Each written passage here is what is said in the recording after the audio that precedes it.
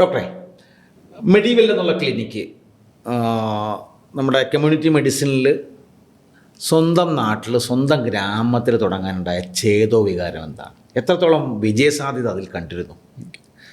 Okay, ഇപ്പോൾ നമ്മൾ family ഫിസിഷ്യനായിട്ടോ അല്ലെങ്കിൽ കമ്മ്യൂണിറ്റി ഫിസിഷ്യനായിട്ടോ നമുക്ക് തീർച്ചയായിട്ടും എൻ്റെ നാട്ടിൽ നിൽക്കാം. പക്ഷേ ഞാനൊരു സ്ഥാപനമായിട്ട് തുടങ്ങുമ്പോൾ തീർച്ചയായിട്ടും അതിൽ ഇൻവെസ്റ്റ് ചെയ്യുന്ന ഫണ്ട് അതിൽ തീർച്ചയായിട്ടും റിട്ടേൺ കിട്ടുക, ഈ കാര്യങ്ങളെക്കുറിച്ച് നമ്മൾ ചിന്തിക്കണം.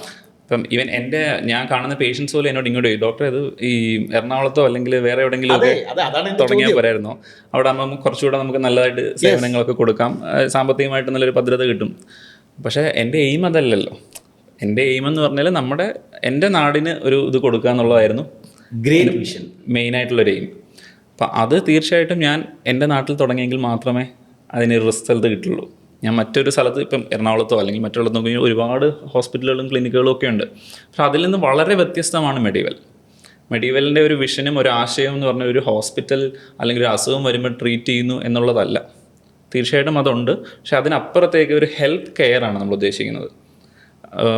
ഒരു പറയുന്നൊരു കാര്യമുണ്ട്, there is an end to cure but there is no end to care. Cure എന്നുള്ളൊരു കാര്യത്തിന് തീർച്ചയായിട്ടും ഒരു എൻഡ് ഉണ്ടോ? ഇതിനപ്പുറത്ത് ചെയ്യാൻ പറ്റില്ല. പക്ഷേ എത്രയൊക്കെ ചികിത്സ ഇല്ല എന്ന് പറഞ്ഞ കാര്യത്തിലാണ് കൊടുക്കുന്ന കെയറിന് ലിമിറ്റില്ല. അത് തീർച്ചയായിട്ടും അനന്തമായിട്ട് കിടക്കുകയാണ്.